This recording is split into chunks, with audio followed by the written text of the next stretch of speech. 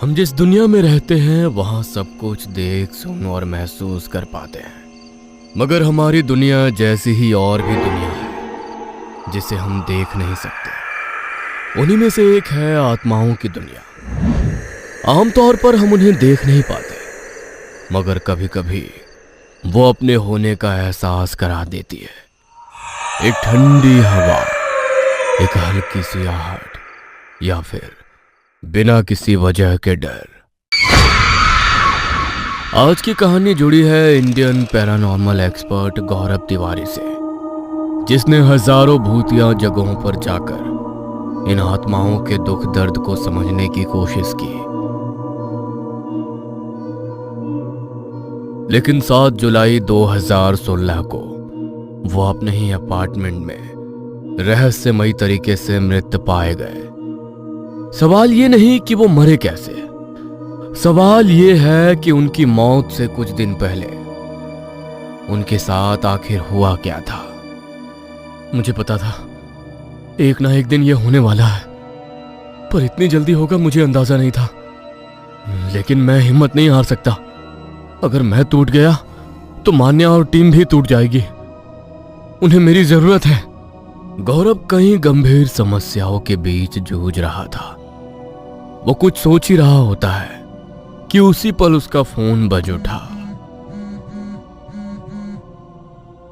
Hello sir, मैं जनकपुरी से तनेजा बोल रहा हूँ।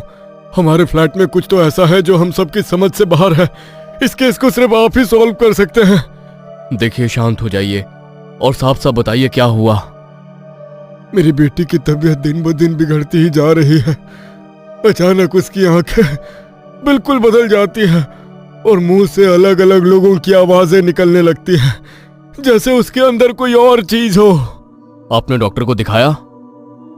सब कर लिया सर, सारी रिपोर्ट नॉर्मल है। अब चिंता मत कीजिए, अब एड्रेस भेज दीजिए, मैं आ जाऊंगा। फोन रखते ही कमरे में एक अजीब सा सन्नाटा फैल गया। गौरव कुछ पल तक वैसे ही बैठा रहा। एक और केस, और इस बार मामला नॉर्मल नहीं लग रहा।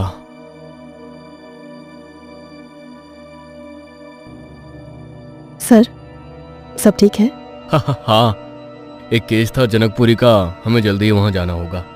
उस लड़की की हालत बेहद गंभीर है। उस वक्त गौरव खुद को नॉर्मल दिखाने की कोशिश कर रहा था, लेकिन उसके चेहरे पर परेशानी साफ नजर आ रही थी। सर, आप अभी आराम कर लीजिए। आप पिछले कुछ दिनों से ठीक से सोए नहीं हैं। मैं बाद में आराम कर लूंगा, अभी वहां जाना जरूरी है। लेकिन सर, आपकी हालत ठीक नहीं लग रही है और शाम भी हो चुकी है। घर आते आते रात हो जाएगी। फिलहाल आप रेस्ट करिए। इतना कहकर मान्या उठी और कमरे से बाहर जाने लगी। गौरव अभी भी खामोश था। वो लगातार विंडो के बाहर देखे जा रहा था, जैसे उसकी नजरें किसी को ढूंढ रही हो। मान्या, वेट, रुको, मैं भी चलता हूं तुम्हारे साथ। मान्या ने हैरानी से गौरव की तरफ देखा और फिर कहा, सर, आपकी तबीयत ठीक नहीं है, आप आराम कीजिए, हम हैंडल कर लेंगे। यह केस तुम्हें जितना आसान नजर आ रहा है उतना आसान नहीं है। एक काम करो, तुम बाकी लोगों को मना कर दो, वहां सिर्फ हम दोनों चलेंगे। गौरव के कहे अनुसार मान्या बाकी लोगों को मना कर देती है और फिर दोनों वहां से दिल्ली के जनकपुरी की तरफ निकल पड़ते हैं। कार चलाते हुए मान्या की नजर बार बार गौरव पर जाती है। वह अपने ही ख्यालों में खोया हुआ खामोश बैठा था। मान्या ने उसे देखते हुए धीरे से कहा, सर, अगर आप बुरा ना माने तो एक सवाल पूछूं? हाँ, पूछो। सर, पिछले कुछ दिनों से आप काफी डिप्रेस्ड लग रहे हैं। ऐसा लगता है जैसे किसी गलती का आपको पछतावा हो। क्या सच में ऐसी कोई बात है? हाँ मान्या, ये सच है कि मैं कुछ दिनों से थोड़ा डिस्टर्ब हूँ, लेकिन ये सच नहीं है कि मुझे किसी चीज़ का पछतावा है। दरअसल हमने अब तक जितने भी केस सॉल्व किए हैं उनमें से एक लौट आया है और वो मुझ पर हावी होना चाहता है। पर वो कौन हो सकता है? तुम्हें याद है जब हम रिसर्च के सिलसिले में भानगढ़ के किले में गए थे? हाँ, याद है। हमने वहाँ अच्छी तरह इन्वेस्टिगेशन की थी, लेकिन हमें वहाँ कोई आत्मा या सुपरनेचुरल प्रेजेंस महसूस नहीं हुई थी। हम गलत थे मान्या, वहाँ कुछ तो था, जो खामोशी से हमारी सारी बातें सुन रहा था। इतना कहते ही गौरव के चेहरे पर फिर से वही डर उतर आया जो अब लगातार उसे सता रहा था। कुछ ही देर बाद उनकी कार जनकपुरी पहुंच गई। कार एक पुरानी सी बिल्डिंग की पार्किंग में आकर रुक गई। वो बिल्डिंग बाहर से दिखने में सामान्य थी, लेकिन उसकी दीवारों पर पड़ी नमी, टूटते उखड़ते प्लास्टर बिल्डिंग के माहौल को खौफनाक बना रहे थे। गौरव ने अपना बैग कसा और दोनों बिल्डिंग के अंदर बढ़ गए। लिफ्ट से ऊपर जाते वक्त बिल्डिंग के 3rd फ्लोर से चीखें साफ सुनाई दे रही थी। सर, ये आवाज? यह उसी लड़की की आवाज है। गौरव की नजर लिफ्ट की स्क्रीन पर थी, लेकिन ध्यान उन चीखों पर था। इसके बाद लिफ्ट जैसे ही 3rd फ्लोर पर रुकी, दोनों को कॉरिडोर में एक अजीब सी घुटन महसूस होने लगी। सामने एक फ्लैट था, बिल्कुल सामान्य सा, लेकिन उस सामान्य दरवाजे के पीछे से चीखों की आवाज लगातार आ रही थी, कभी तेज और कभी धीमी। मान्या ने आगे बढ़कर डोरबेल बजाई। कुछ सेकंड कोई जवाब नहीं। फिर दरवाजा धीरे धीरे खुला। सामने एक अधेड़ उम्र का आदमी खड़ा था, चेहरा पसीने से भीगा और हाथ हल्के से कांप रहे थे। वो दोनों को ऐसे देख रहा था जैसे उन्हें देखकर भी यकीन नहीं कर पा रहे हो। हेलो, क्या आप ही मिस्टर तनेजा हैं? यस, मैं तनेजा। आपने हमें कांटेक्ट किया था। मैं हूं मान्या और ये हैं मिस्टर गौरव तिवारी। इंडियन पैरानॉर्मल सोसाइटी से हम आपकी बेटी को देखने आए हैं। इतना सुनते ही तनेजा की आंखों में एक पल के लिए उम्मीद चमकी और अगले ही पल वो उम्मीद आंसू बनकर बाहर आने लगी। उसके चेहरे पर ऐसा भाव था जैसे किसी ने महीनों बाद उसे सांस वापस दी हो। वह कांपते हाथों से दरवाजा खोल देता है और भर्राई हुई आवाज में गौरव से कहता है, जल्दी अंदर आइए सर, पता नहीं मेरी बेटी को क्या हो गया है। कमरे के अंदर कदम रखते ही गौरव के अंदर एक अजीब सी चेतावनी जाग उठी, क्योंकि जो लड़की अब तक चीख रही थी वो अचानक शांत हो गई। सर, मैंने अच्छे से अच्छे डॉक्टर और साइकेट्रिस्ट से अपनी बेटी का इलाज करवाया, मगर ना जाने किस बला ने मेरी बेटी को इतनी बुरी तरह जकड़ लिया है। अब आप ही उसे बचा सकते हैं। आप परेशान मत होइए, मैं आपकी पूरी मदद करूंगा और कोशिश करूंगा कि आपकी बेटी जल्द से जल्द ठीक हो जाए। आप मुझे अपना घर दिखा सकते हैं? जी जरूर, आइए।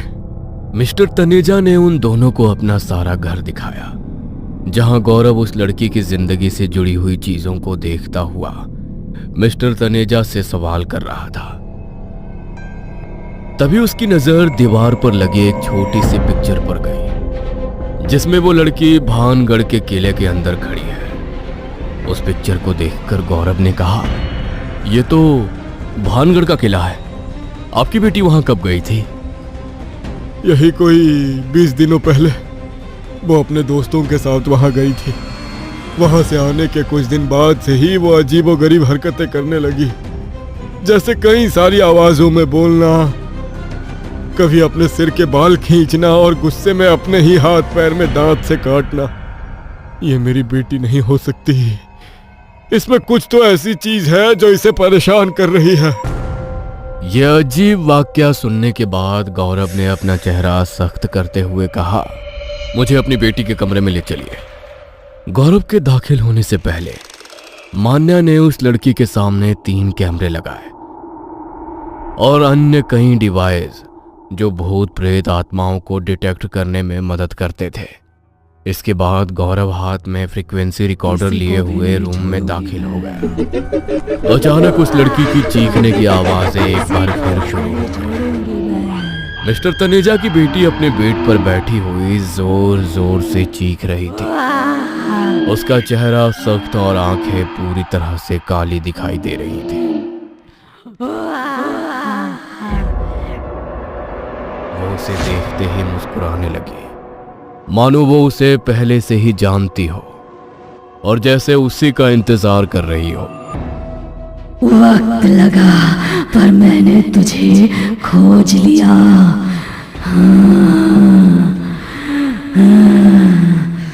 मुझे तेरी ही तलाश थी। क्या तुम मुझे जानती हो?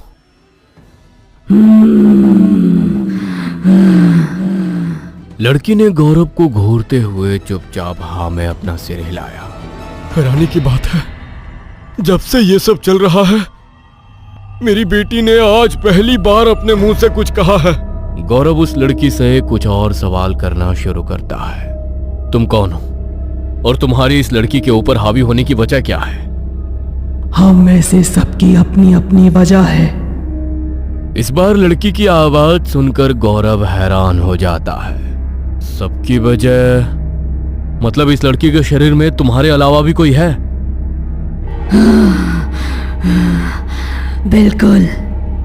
उसके इतना कहते ही उस लड़की का शरीर हवा में तैरने लगा। इसके बाद वो गौरव के सामने आकर खड़ी हो गई। अजीब सा काला चेहरा, बिल्कुल काली आंखें, वो किसी शैतान की तरह नजर आ रही थी। उसने गौरव की आंखों में आंखें डालकर कहा, तू देखना चाहता है हम कितनी आत्माएं हैं? हाँ, मैं जानना चाहता हूं कि तुम कितनी आत्माएं हो, और साथ में मेरी तुम सबसे यह भी गुजारिश है कि तुम सब इस लड़की के शरीर को छोड़ दो। हमें अपने साथ ले चल, फिर हम इस लड़की के जिस्म को छोड़ देंगे। वादा है। क्या तू कर पाएगा ये सौदा? गौरव कुछ पल के लिए सोच में डूब गया। अचानक लड़की पहले की तरह जोर जोर से हंसने लगी।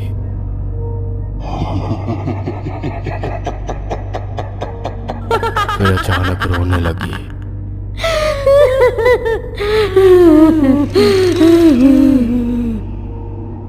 आखिर में लड़की चीखते हुए जमीन पर गिर पड़ी। गौरव ने फौरन ही बैठकर लड़की के सिर को अपनी गोद में लिया और उसकी नब्ज देखने लगा।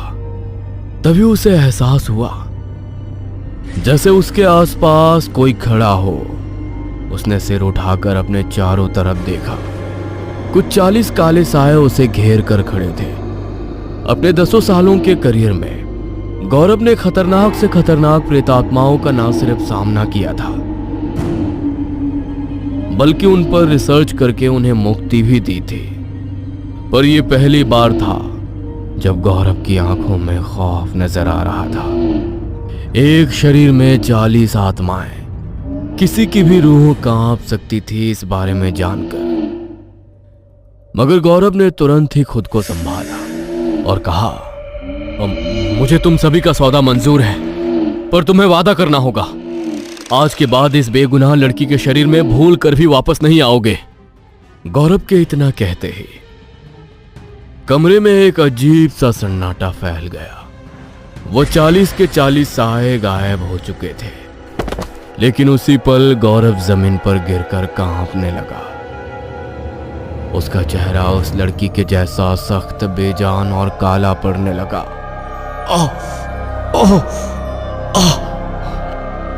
सर, आप ठीक तो हैं? गौरव सर। गौरव का शरीर शांत पड़ चुका था। क्या गौरव की मौत इन 40 आत्माओं की वजह से हुई थी? जवाब है नहीं। गौरव जैसा शेर दिल रखने वाला इंसान इतनी जल्दी हार मानने वाला नहीं था। लड़की के शरीर में कब्जा करने वाली उन आत्माओं का गौरव से क्या संबंध था? उसने अपने बीते हुए कल में ऐसी कौन सी गलती की थी जिसकी वजह से उसे ये सारी चीजों का सामना करना पड़ रहा था? इन सारे सवालों के जवाब आपको जल्द ही अगले पार्ट में मिलेंगे। अगर आपको ये वीडियो पसंद आई हो तो इसे लाइक और शेयर करें। ऐसी ही वीडियोस देखने के लिए हमारे इस चैनल को सब्सक्राइब करें। तो मिलते हैं अगली वीडियो में। तब तक के लिए नमस्कार।